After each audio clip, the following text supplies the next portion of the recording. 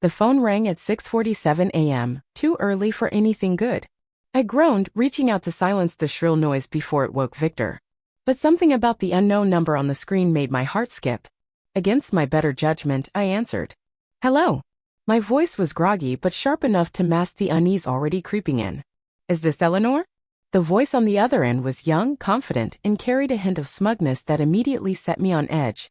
Yes, who's this? This is Lila, she said, as if her name should mean something to me. And then, without missing a beat, I'm someone very important in Victor's life.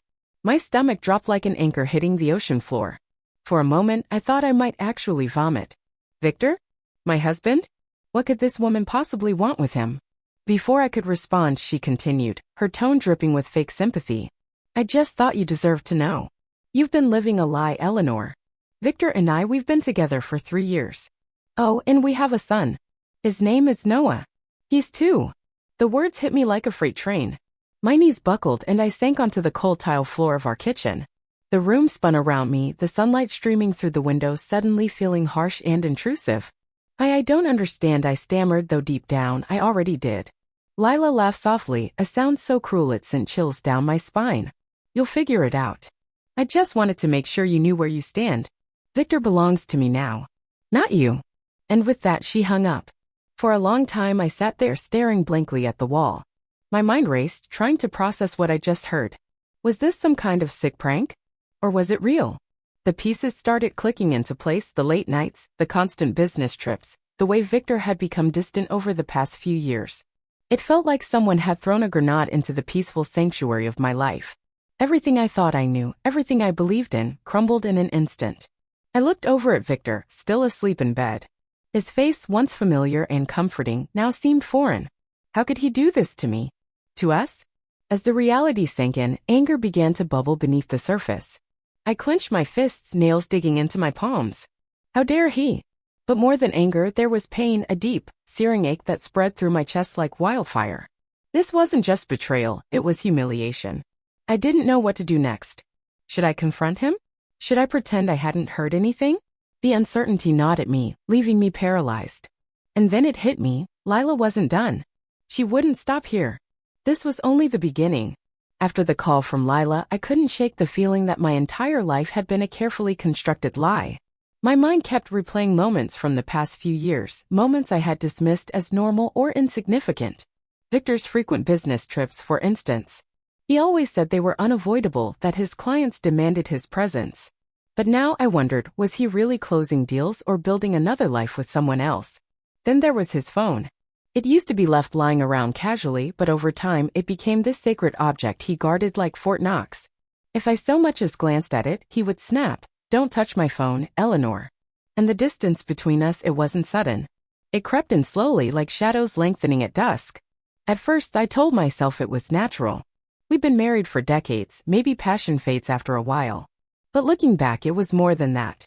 His smiles felt forced, his laughter hollow. Rachel, my daughter from my first marriage, had tried to warn me. She'd always been wary of Victor, even when we were newlyweds. One night, about 6 months ago, she sat me down and said, "Mom, I don't trust him. There's something off about the way he acts around you." At the time, I brushed her off. "You're just being paranoid," I snapped. "Victor loves me. Stop trying to ruin things."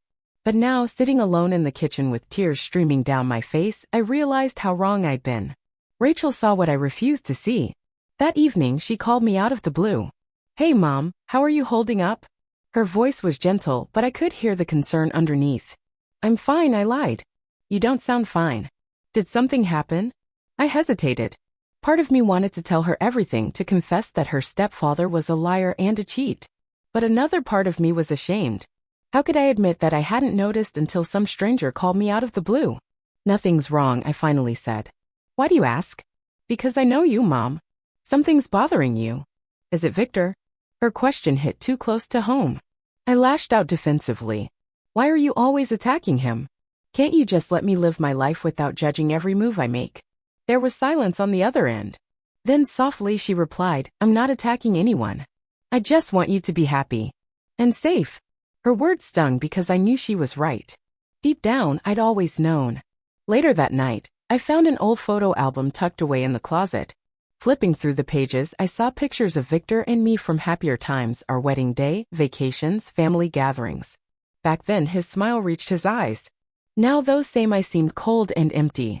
As I closed the album, a loose piece of paper slipped out. It was a receipt dated 3 years ago for a hotel room in Savannah, Georgia. The date matched one of Victor's supposed business trips. My hands trembled as I stared at it. This wasn't paranoia anymore. This was proof. The next morning, I waited until Victor finished his coffee before confronting him. My heart pounded in my chest, each beat echoing like a drum roll leading up to disaster. "Victor," I began, my voice steady despite the storm raging inside me. "We need to talk." He looked up, startled by the seriousness in my tone. "What is it?" "This." I slid the hotel receipt across the table. "Care to explain?" His face paled, but he quickly masked it with a frown. "Where did you get this?" "That doesn't matter. What matters is why you lied to me." Victor sighed, running a hand through his thinning hair. "Eleanor, please. You're blowing this out of proportion." "Blowing it out of proportion?" My voice rose, cracking under the weight of betrayal.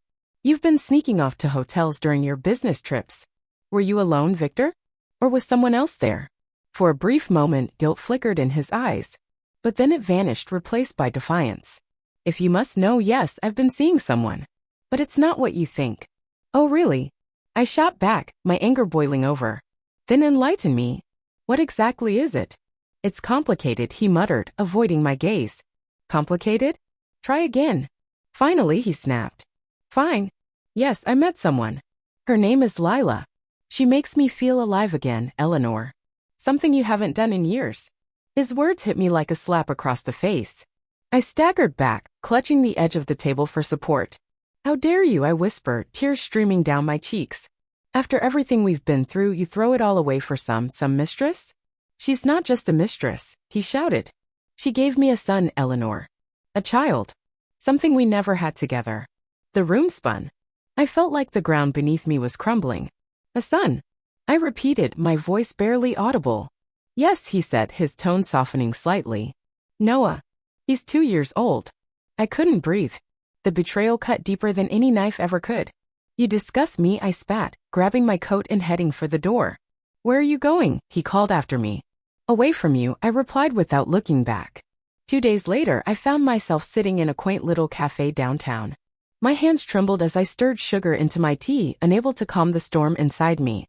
Lila walked in 10 minutes late, wearing a tight red dress and heels that clicked loudly against the wooden floor. She scanned the room, spotted me, and smiled, a saccharine grin that made my skin crawl. "Eleanor," she greeted, sliding into the seat across from me. "Thank you for meeting me." "Cut the pleasantries," I snapped. "Why are you here?" Her smile faltered for a split second before returning full force. "I thought it would be best if we cleared the air. For everyone's sake." "Everyone's sake?" I echoed, incredulous. "You mean yours?" She leaned forward, lowering her voice conspiratorially. "Look, I understand this must be hard for you. But you have to see the bigger picture. Victor chose me. He wants to be with me and Noah. Not you." Her words were like daggers, piercing straight through my heart. "And what about me?" I demanded. "Am I supposed to just disappear? Let you take everything from me?" "Everything." She laughed bitterly. "You already lost him years ago. You were just too blind to notice." I clenched my fists, fighting the urge to slap her smug face. "You think you're so clever," I hissed. "But let me tell you something, Victor isn't the man you think he is. He'll hurt you too, just like he hurt me." Maybe she shrugged. "But at least I'll have Noah." "What do you have, Eleanor?" "An empty house and a broken heart." Her cruelty took my breath away. "Stay away from him," I warned, rising from my seat. "Or what?" she challenged, her eyes gleaming with triumph. "Face it, Eleanor. You're nothing but a relic of his past. Accept it." As I stormed out of the cafe, her laughter followed me, echoing in my ears. When I returned home, Victor was waiting for me. His expression was grim, his posture rigid. "We need to talk," he said, gesturing for me to sit. "What now?" I asked, crossing my arms defensively. "I've decided that divorce isn't an option," he declared firmly. "Excuse me." "For religious reasons," he explained. "It's not something I'm willing to compromise on." I stared at him, dumbfounded. "So you expect me to stay in this marriage while you continue living your double life? Are you insane?" "It's not negotiable," he insisted. "Besides, splitting our assets would leave both of us financially unstable." Is that really what you want? His audacity infuriated me. You don't get to dictate my choices anymore, Victor. I'm hiring a lawyer. He scoffed. Good luck with that. Our prenup clearly states. Screw your prenup. I interrupted, slamming my fist on the table. That night, I met with Sarah, a highly recommended divorce attorney. As she reviewed my case, her brow furrowed in concentration. There's something unusual here, she murmured. What is it? I asked anxiously. She hesitated before speaking. Your husband has been transferring large sums of money offshore. If we can prove it, it could work in your favor. The next day, I found myself sitting in Dr. Miller's office, a cozy space filled with soft lighting and the faint scent of lavender. I didn't know what to expect, but I knew I couldn't keep going like this. My mind was a whirlpool of anger, sadness, and confusion, pulling me deeper into despair. Dr. Miller, a middle-aged man with kind eyes and a calming voice, leaned forward slightly.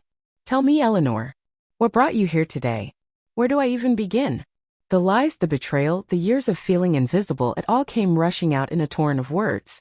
By the time I finished, tears were streaming down my face. He listened intently, nodding occasionally. When I finally paused to catch my breath, he said gently, It sounds like you've been living under a weight you didn't realize was there. His words hit me like a punch to the gut. What do you mean?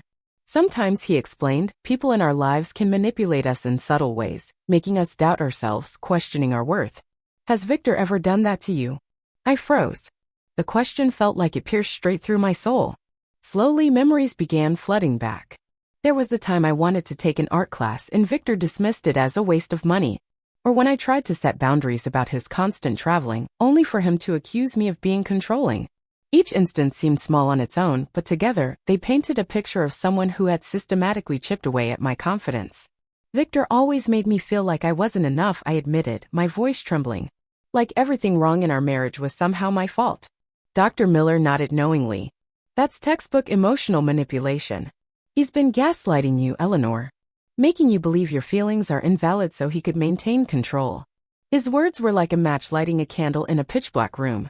For the first time, I saw clearly how trapped I'd been, not just by Victor, but by my own doubts and fears. It's not too late to reclaim your life, Dr. Miller added softly. But it starts with believing in yourself again. As I left his office, those words echoed in my mind, believe in yourself. They felt foreign yet powerful, like a lifeline thrown into a raging sea. My jaw dropped. He's hiding assets? It seems so, she confirmed. Rachel showed up at my door later that week, her arms loaded with groceries. Mom, we need to talk, she said firmly, brushing past me into the kitchen. I'm fine, Rachel, I protested weakly. No, you're not, she shot back. You've been walking around like a ghost for days. This isn't you, Mom. You're stronger than this. Her words stung because they were true. I hadn't been taking care of myself or fighting back. Let me help you, she insisted. Call Sarah, the lawyer. Get the ball rolling. And stop letting Dad walk all over you. Before I could respond, the doorbell rang. It was Victor. What are you doing here? I demanded, crossing my arms. I came to see if you're okay, he said, feigning concern. Rachel stepped between us, glaring at him. She doesn't need you, Dad. She needs space. Victor's expression hardened. This is still my house, Rachel. Don't forget that. It won't be for long, I snapped, surprising even myself. His eyes narrowed. What's that supposed to mean? It means I'm done playing nice, I replied, my voice shaking but resolute. I'm filing for divorce, Victor. And I'm taking back what's mine. For a moment, silence hung heavy in the air. Then Victor laughed bitterly. You'll regret this, Eleanor. Mark my words. Rachel grabbed my hand, squeezing it tightly. We've got your back, Mom. As Victor stormed out, slamming the door behind him, I felt a strange mix of fear and determination. The battle lines had been drawn. That night, I sat alone on the porch, staring at the stars. The decision weighed heavily on me, like carrying a boulder uphill. Part of me clung to the past, to the memories of happier times. But another part of me yearned for freedom, for a chance to rediscover who I was outside of Victor's shadow.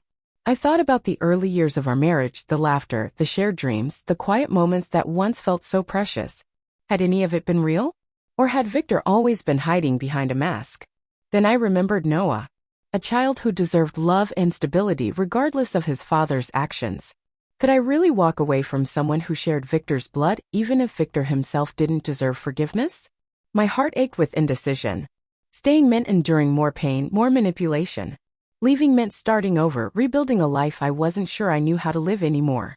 Rachel joined me on the porch, handing me a cup of tea. Whatever you decide, Mom, just remember one thing. You deserve happiness. Not the fake kind he pretended to give you, but the real kind. The kind that comes from within. Her words struck a chord deep inside me. For so long, I'd defined myself through my relationship with Victor. But maybe it was time to define myself without him. As the night stretched on, I whispered to the stars, is it worth sacrificing everything I am for a man who never truly loved me? Weeks turned into months, and slowly I began to rebuild. I signed up for a painting class, something I'd dreamed of doing for years. At first I felt awkward, unsure of myself. But as colors blended on the canvas, I felt pieces of my shattered identity coming back together. I also started yoga, finding solace in the quiet stretches and mindful breathing. Each session felt like shedding another layer of pain, leaving me lighter and freer. One evening, as I walked home from class, I received a call from Sarah, my lawyer. They're trying to negotiate again, she said. Victor and Lila want joint custody of the assets. I laughed bitterly. After everything they've done? Tell them no. They're threatening legal action, Sarah warned. Let them, I replied, surprising myself with my own resolve. I'm done letting them control me. When Victor called later that night, his tone was desperate. Eleanor, please. Think about Noah. Think about us. There is no us, Victor, I said firmly. Not anymore. Lila chimed in, her voice dripping with venom. You're making a mistake, Eleanor. You'll lose everything. Maybe, I replied. But at least I'll have myself. Hanging up, I felt a surge of pride. For the first time in years, I stood tall, unshaken by their threats. The day finally came when I signed the divorce papers. As I placed the pen down, a wave of relief washed over me. It wasn't just the end of my marriage, it was the beginning of a new chapter. Sarah called later that afternoon. You got everything, Eleanor. The house, the savings, the investments. They didn't stand a chance against your case. Tears filled my eyes as I thanked her. For the first time in years, I felt free from Victor's lies, free from Lila's cruelty, free from the chains of self-doubt. That evening, I drove to the beach. The sun was setting, painting the sky in hues of orange and pink. Standing barefoot on the sand, I closed my eyes and let the salty breeze wash over me. I did it, I whispered to the horizon. I found myself again. In that moment, I realized something profound. Survival isn't just about enduring pain, it's about rising above it, stronger and wiser than before. As the last rays of sunlight dipped below the waves, I smiled. For the first time in years, I truly believed in myself.